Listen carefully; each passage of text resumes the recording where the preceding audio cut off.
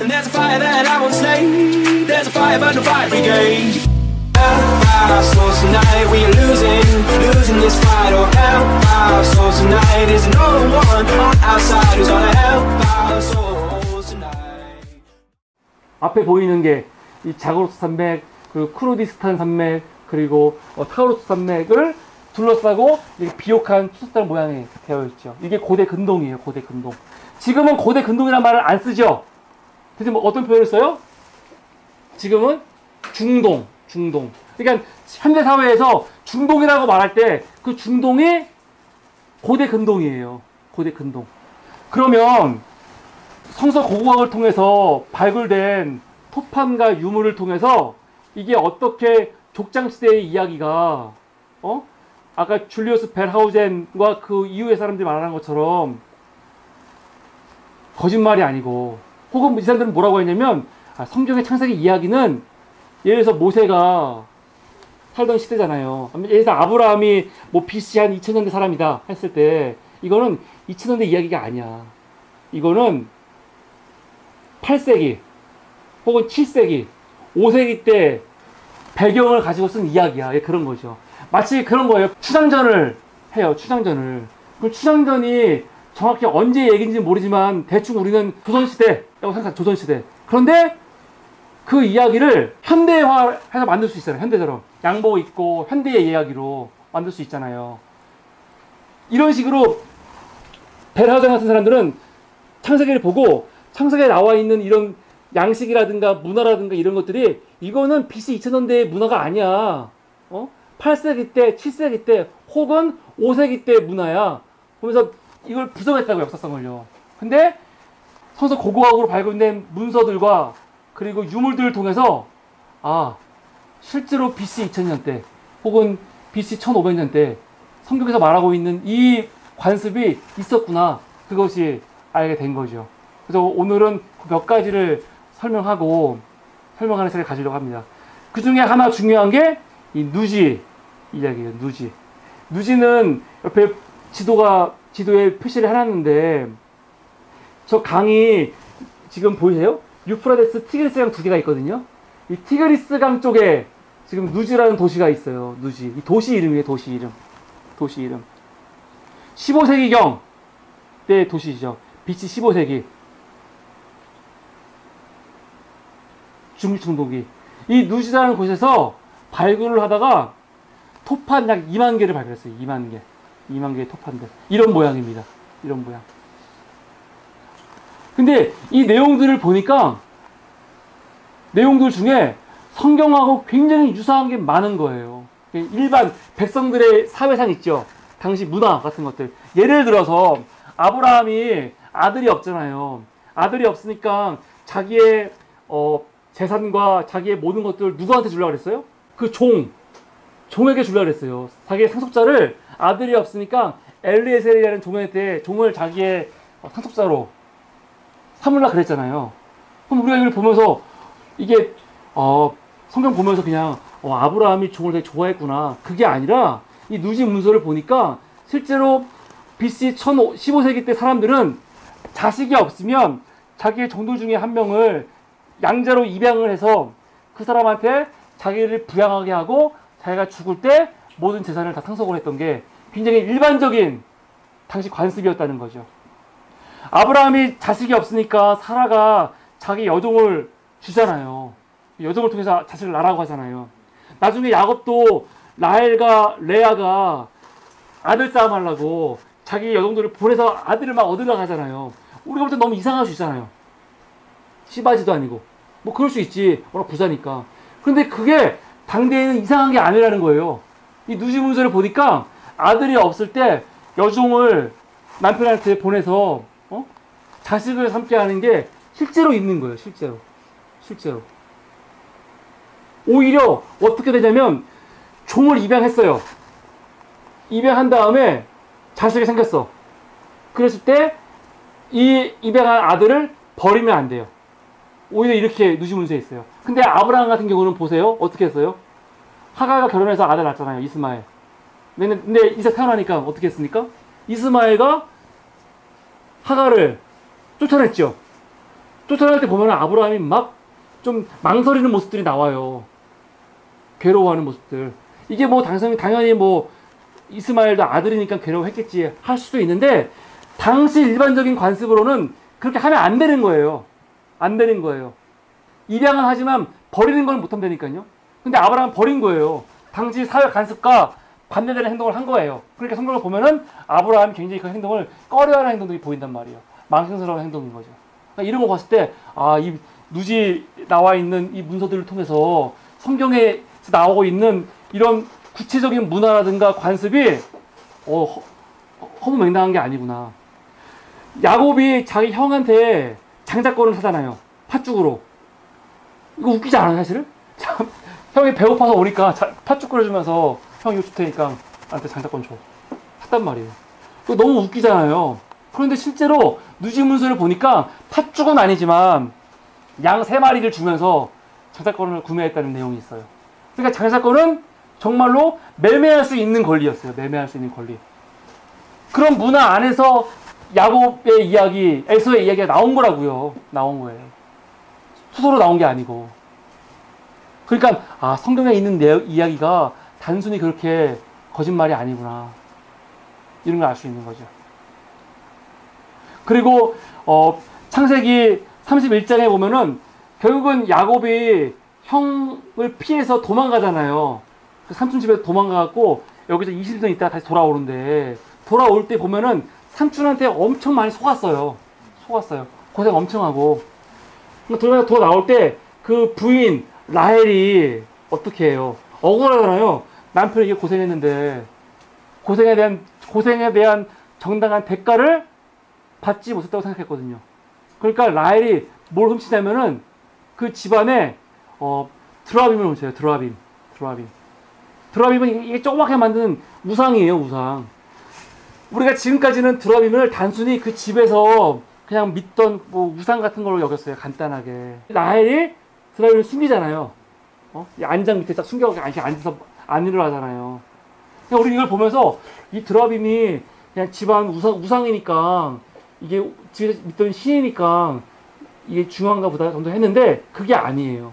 누지 문서를 보니까 드라빔은 뭐냐면 나중에 그 집안에 내가 상속자라는 법적인 표시예요. 법적인 분쟁이 일어났을 때 드라빔이 갖고 있으면 이게 상속자라는 증거예요. 굉장히 중요한 거죠. 굉장히 중요한 거예요. 그러니까 라헬이 그냥 자기들 자기 집에서 믿던 신의 복을 받으려고 드라빔을 훔쳐온 게 아니고 훗날 재산권 싸움이라도 하려고 이걸 가져온 거예요. 당시 문화를 보니까 그런 거예요. 그러니까 누지 토판을 통해서 그런 게 드러난 거죠. 두 번째, 마리 토판입니다. 마리. 누지는 BC 15세기잖아요. 근데 아브라함 족장 시대가 보통 저 같은 경우는 BC 2000년대 중반, 2000년, 2100년, 2000년, 1900년도 그때쯤이란 말이에요. 근데 아까 본 마리는 1500년대니까 이미 족장 시대하고 한 500년 차이가 나는 거잖아요. 그러면 이렇게 오래된 건데, 근데 그게 오래된 차이가 아니에요. 고대인들은 사회 변화가 그렇게 심하지 않잖아요. 우리 현대인들 오니까 10년만 지나도 확 변하지만 옛날에는 시간이 뭐 100년, 200년 지나도 변하지 않아요. 그러니까 누지 문서에서 나오는 게 아브라함 시대의 문화도 반영하지만 아까 봤듯이 야곱 시대의 문화도 반영하잖아요.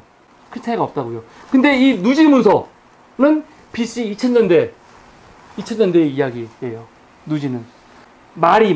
죄송합니다. 이거 오타입니다. 마리. 아까가 누지고. 누지는 티그리스강 쪽에 있었고, 마리는 유프라데스강 쪽에 지금 있어요. 마리.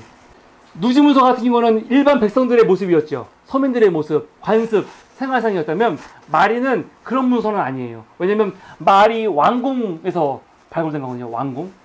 왕궁, 당시 마리의 왕이었던 짐리림이라는 왕이 있는데, 그 왕이 자기의 그런 신하들을 바벨론으로 보냈을 때 그 신하들과 주고받은 편지들이에요. 이걸 마리 문서라고 하죠. 그러니까 이 문서에는 어떤 게 있냐면 굉장히 공문서 성격이 강한 거죠. 공문서. 근데 여기를 통해서 중요한 거, 창세기 15장에 보면은 하나님이 아브라함과 언약을 맺으세요. 언약을 맺을 때 어떻게 맺냐면 아브라함한테 너 3년 된 암소, 그리고 3년 된 암염소, 3년 된 순양, 산비둘기, 비둘기 새끼를 잡아서 다 반으로 쪼개잖아요. 쪼개서 딱 나열해 시켜요. 아브라함이 그렇게 하죠. 근데 그날 밤에 제가 읽어볼게요. 해가 져서 어두울 때에 연기나는 화로가 보이며 타는 횃불이 쪼갠 고개 사이로 지나가더라 했어요. 사실은 이게 도대체 무슨 말인지 몰랐어요. 이게 뭐지? 그러니까 짐승을 잡아놓고 쪼개놨는데 거기에 불이 확 지나가는 거예요. 지나간 다음에 그 다음에 이제 하나님과 아브라함이 언약을 맺으시는데, 이게 마리 문서를 보니까 그 당시 언약을 맺을 때, 계약을 할 때, 쌍방이 계약을 할 때 하던 방식이에요. 이런 식으로 당시 당나귀를 잡아서 쪼개요. 그리고 쪼갠 사이로 계약을 맺은 2명 있죠. 2명이서 거기 지나가는 거예요. 이게 뭘 의미하냐? 우리 중에 계약을 파기하는 사람은 이 당나귀와 같이 될 것이다. 그 상징인 거예요. 이거를 이 마리 문서를 통해서 알게 된 거예요. 근데 이걸 보고 창세기 15장을 보니까 하나님이 아브라함과 계약을 맺으실 때 짐승을 쪼갠 다음에 거기에 불이 지나가잖아요. 근데 그 불은요, 성경에서 보면은 하나님을 상징하는 거예요. 하나님의 임재의 상징이죠. 그러니까 모세가 하나님 만났을 때 어떻게 만나요? 막 불타오르는 떨기나무에서 만나는 거 아니에요? 불에서. 그러니까 불은 곧 하나님의 상징인데 하나님이 지나간 거죠. 원래는 엄밀히 말하면 하나님과 아브라함이 같이 지나가야 돼요. 쌍방이. 그런데 아브라함은 지나가지 않고 하나님만 지나간 거예요. 이 계약이 언제 나왔냐면 아브라함이 자기는 아들이 없고 나는 내 종 엘리에셀을 나의 성소로 삼으려고 한다니까 하나님이 무슨 말이야. 너의 씨를 통해서 저 하늘의 별, 저 바다의 모래 같은 자손을 주겠다 약속하시잖아요. 그 약속을 지키겠다는 거죠. 지키지 않으면 내가 이 짐승같이 쪼개져 죽어버릴 거야. 그 정도의 강한 언약을 하나님이 보여주신 거예요. 근데 그게 그냥 막 한 게 아니고 그 당시 문화에서 정말로 법적인 체결을 할 때 그 형식으로 보여준 거죠. 이게 마리 문서를 통해서 알게 된 거죠. 세 번째, 우가리트입니다. 지금 누지와 마리는 이 유프라데스 티그리스강 메소포타미아죠. 근데 저기 우가리트는 지중해 옆에잖아요. 저기는 레반트예요. 레반트. 가나안이라고도 부르죠. 가나안. 레반트를 보통 반으로 나눠서 얘기를 해요. 반으로 나눠서 위는 시리아, 밑에는 팔레스타인이라고 하는 거죠. 팔레스타인. 우가리트에서 발견된 문헌은 더 중요한 게 이스라엘이 정말로 정착해서 생활한 곳이 레반트잖아요. 가나안이잖아요. 근데 가나안의 문화를 저 우가림 문서가 설명해 준 거죠. 우가림 문서가. 우가림 문서를 통해서 많이 알게 됐는데 그 중에 하나가 바알신이에요. 바알신. 사실 성경에 보면은 바알신 많이 나오잖아요. 많이 나오는데 그 전까지는 바알신에 대해서 몰랐어요. 사실은 그냥 성경에서 그냥 말하는 거라고만 알았단 말이에요. 정확히 몰랐어요. 근데 우가리트 문서를 보니까 당시 바알 신앙의 어떤 신앙인지 그 형태가 완전히 드러난 거죠. 완전히. 하나님께서 이 이스라엘 백성들이 가나안 정착한 이후에는 다 바알신, 그러니까 엘리야도 너희가 하나님, 여호와가 너희 하나님이면 여호와께로, 바알이 너희 하나님이면 바알을 다 가라 그러거든요. 그러니까 바알이 굉장히 강한 가나안에서 신인데, 이렇게 신앙의 변절 혹은 바알을 믿는 거를 성경은 보면은 뭐라고 표현하냐면 간음이로 표현해요. 간음이요. 너가 간음하였다. 그렇게. 그래서 호세아서도 보면은 상징적으로 보여주잖아요. 자기 부인이 있는데 부인이 아들 3명 낳고 다른 남자 만나갖고 도망가잖아요. 간음한 여인이 되는 거예요. 근데 다시 그 여인 데려 살거든요. 용서하고 살아요. 이게 하나의 상징인데, 그 전까지는 이거를 단순히 그냥 표현이야. 너희 음란한, 그러니까 이 배교의 모습, 우상을 숭배하는 모습을 음란함, 간음, 성적인 걸로 표현했단 말이에요.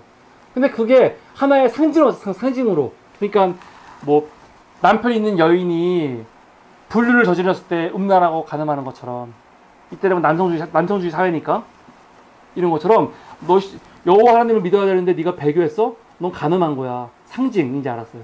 근데 우가리 문헌을 통해서 바알 신앙, 바알의 제의하는 모습을 보니까 바알 종교라는 게 굉장히 음란한 종교인 거예요. 음란한 종교. 그래서 바알 신을 믿던 그 신전에는 창기들이 있었다는 거예요. 창기들이. 그래서 바알은 뭐냐면 사실은 농업의 신이거든요. 농업의 신. 하늘에서 비를 내려야 돼요. 근데 비를 내리려면은 어떻게 하냐면 바알의 신이 아세라란 말이에요. 아세라와 바알이 성관계를 맺어갖고 비를 내리는 거예요.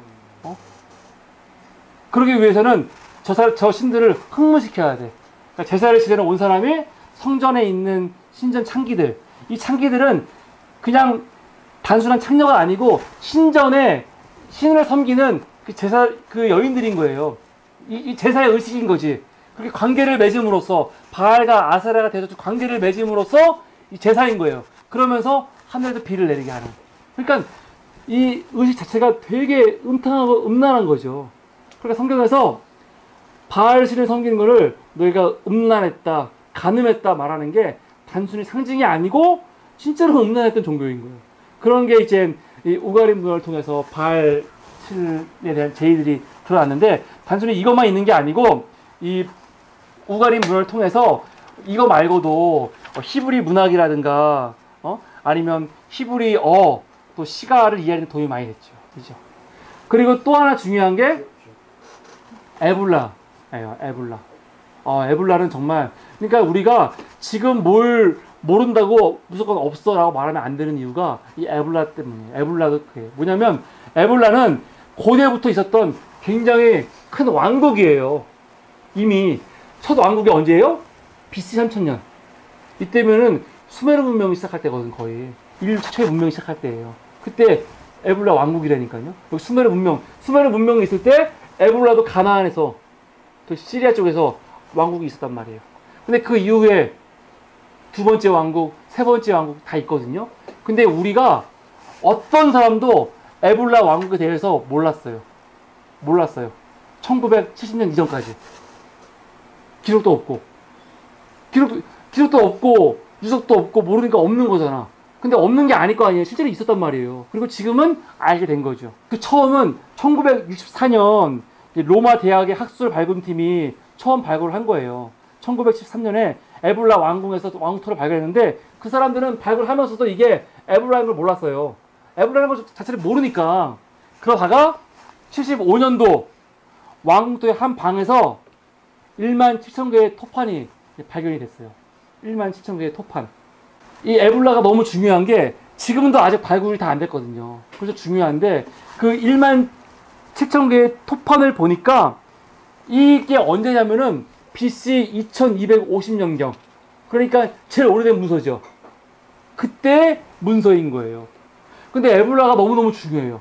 왜냐면 에불라어와 히브리어가 거의 비슷해요. 거의 비슷해. 그러니까 사람들은 히브리어의 모어, 어머니어는 에불라어다. 에불라어에서 히브리어가 나왔다. 그렇게 생각하는 거예요. 마치 뭐 라틴어에서 영어 나오고 그런 것처럼. 예를 들어서 성경에서 아담이 있잖아요. 아담이 사람이거든요. 그런데 에불라어에서도 아담이 있어요. 아담, 사람. 히브리어로 나라는 말이 아니에요. 아니.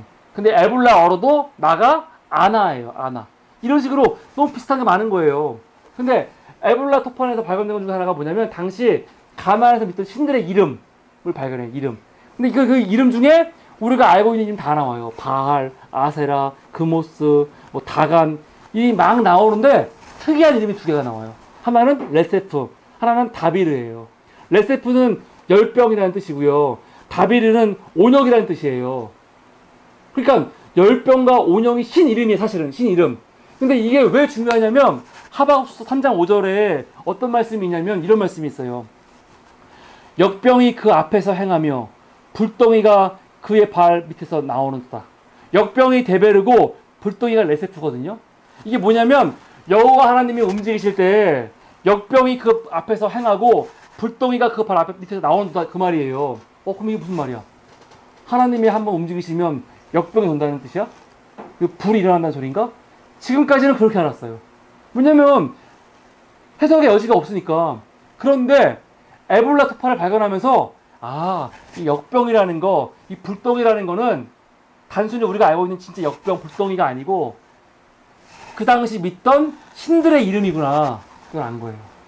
그러면 이걸 하박국 3장 5절을 다시 생각할 수가 있죠. 뭐냐면 하나님은 그런 우상들과 비교가 안 되는 신들 중에 신이라는 거예요. 그러니까 너희들이 그렇게 믿는 이 데베르와 레세프가 대단하냐? 하나님이 움직이실 때 이 역병과 데베르와 이 불덩이는 그 발밑에 있는 아무것도 아니다. 그런 뜻이 돼버리는 거죠. 근데 그게 에볼라 토판을 발견할 수 있게 된 거죠. 또 하나 중요한 거. 창세기 14장에 보면은 메소포타미아의 4개의 왕국과 가나안 땅에 있는 이 사해바다 주변에 있는 5개 왕국이 전쟁을 해요. 전쟁을. 원래는 이 가나안에 있던 왕국들이 저 메소포타미아 왕국한테 뭔가를 바쳐야 돼, 조공을. 그런데 바치지 않아요. 그러니까 화가 나고 내려와고 전쟁을 해갖고 누가 이겨요? 메소포타미아가 이겨요. 그러면서 그때 다 약탈하잖아요. 약탈하면서 아브라함 조카도 데리고 다 포로로 끌고 간다고요. 고대의 전쟁은 승리하면 다 포로 끌고 가는 거예요, 원래가. 그러니까 아브라함이 불이 나게 자기 결사 부대 318명 데리고 가서 데려오는 거죠. 그러면 아브라함은 318명밖에 안 돼? 그게 아니라 당시 기준으로 보면은 한 성읍에서 군대의 수가 전체 성읍의 한 20%가 군사라고 해요. 20%가. 근데 아브라함이 지금 병사를 준비한 게 아니고 갑자기 모은 거예요. 갑자기 모은 게 318이면은 아마 더 있겠죠. 더. 그러면 20이 아니라 10%만 하더라도 최소 한 5,000명 되는 규모인 거예요. 규모 5,000명. 5,000이면 당시 작은 성이 아니에요. 그러니까 아브라함이 데리고 있던 가솔과 그거는 굉장한 규모였다고요. 그 사람들을 데리고 함께 이동하는 거는 작은 행렬이 아니에요. 작은 행렬. 이건 다음 시간에 할 건데, 그럼 어떻게 아브라함이 이렇게 엄청난 행렬을 데리고 메소포타미아에서 가나안까지, 가나안에서 이집트를 마음대로 왔다 갔다 했을까? 그럼 여기는 뭐 왕도 없고 아무도 없어요? 왔다 갔다 하게? 이게 가능했던 이유를 다음에 설명해 드릴 거고요. 우선은 아브라함이 그래서 결국은 메소포타미아 왕들과 싸워갖고 이긴단 말이에요. 그런데 중요한 건 성경에 당시 메소포타미아 왕과 싸웠던 가나안의 5개 나라 있죠. 성경 창세기 14장을 보면은 명단이 나와요. 소돔 왕 누구, 고모라 왕 누구, 스보임 왕 누구 쫙 나오거든요. 근데 그거와 똑같은 명단이 이 에볼라 토판에서 발견이 된 거예요. 근데 그게 단순히 소돔, 고모라, 뭐 스보임 도시 이름이 똑같은 게 아니고 그 순서 있죠. 순서까지도 똑같은 거예요. 똑같은 거. 이건 되게 의미가 있죠. 순서를 아무나 쓰는 게 아니잖아요. 보통 뭐 맨 앞에 가야 될 나라들이 먼저 있을 거 아니에요. 그거 먼저 쓰고 가는 거지 막 쓰진 않는다고요. 그러면 이게 무슨 말이냐면 당시에는 아마 가나안 이 사해 쪽에 있던 그 왕들이 도시들이 아마 연합체가 있었을 텐데 아마 소돔 왕이 제일 셌나 보다 할 수 있는 거죠. 근데 에볼라의 문서는 다 어떤 문서냐면은 거래 문서예요. 거래 문서. 무역하고 거래 문서. 돈 계산하는 문서. 그런 문서거든요. 그러면 이미 이때 에볼라와 여기는 무역을 했다는 거죠. 그런 것들. 그러니까 성경에 나와 있는 이런 명단이라든가 사람들 이름이라든가 이런 게 그냥 허무맹랑한 게 아니고 에볼라를 보니까 아브라함, 이스마엘, 오바댜, 아담, 이브, 하와, 지명, 예루살렘, 무깃도, 요빠, 시내산, 다메사 같은 이름이 다 나오는 거예요. 그러니까 고대의 명칭하고 똑같은 거죠. 이런 걸 보면서 창세기의 내용은 단순히 신화가 아니라 실제 족장들이 살던 그 시대의 문화를 반영하고 있다. 이거에 대해서 어느 정도 알게 된 겁니다. 우리가 마리와 누지를 통해서 메소포타미아 했고요. 지금 우가리과 에브라를 통해서 레반테 했잖아요. 마지막 고대 근동 어디입니까? 이집트예요. 이집트에서 발견된 거는 이제 아마르나 문서라고 합니다. 아마르나 문서. 아주 유명하죠. 아마르나 문서. 아마르나는 이집트의 18왕조의 파라오 중에 아케나톤이라고 있어요. 아케나톤. 이집트 역사에서 아주 싫어하는 왕이에요. 이집트 역사에서 거의 이단자 같이 여겼던 왕. 왜? 이집트가 전통적으로 믿어오던 신을 믿지 않고 이 아케나톤은 거의 유일신 사상을 가져왔거든요. 그냥 아툼신을 유일신으로 만들어가지고 이걸 믿으려고 그랬어요. 그래서 수도를 아마르나로 가서 아케나톤 때 15년간 수도가 아마르나예요. 근데 아케나톤 죽은 다음엔 얼마나 아케나톤을 싫어했는지 이 땅을 그냥 완전히 폐허로 만들어버려요. 부시진 않았지만 그냥 방치죠, 방치. 이집트에서는요, 방치되면요, 다 모래에 감춰져 버려요. 그래서 사진 보면요, 피라미드, 스핑크스 같은 것도 다 모래에 이렇게 뭐죠? 묻혀있는 거 보이잖아요. 그러니까 진짜로 모르는 거예요. 근데 이 아마르나를 발견한 거죠, 나중에. 근데 그 안에 보니까 여기서 굉장히 중요한 문서들이 많이 나오는데, 그 중에 하나가 이 아마르나 이 문서입니다.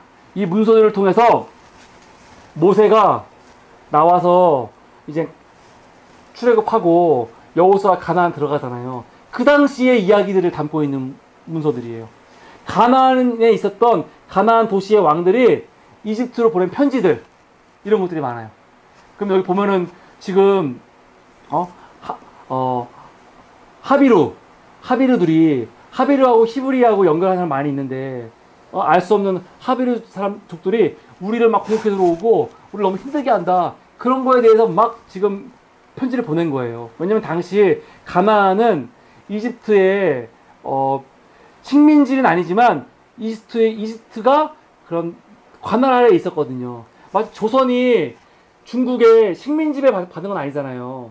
옛날부터. 다만 주인 국가로 우리가 신하 국가로 막 그런 식으로 지냈잖아요. 이런 식으로 가나안 도시 국가도 이집트에 종속되어 있었거든요. 그러니까 도와달라고 보내는 거죠, 그렇게.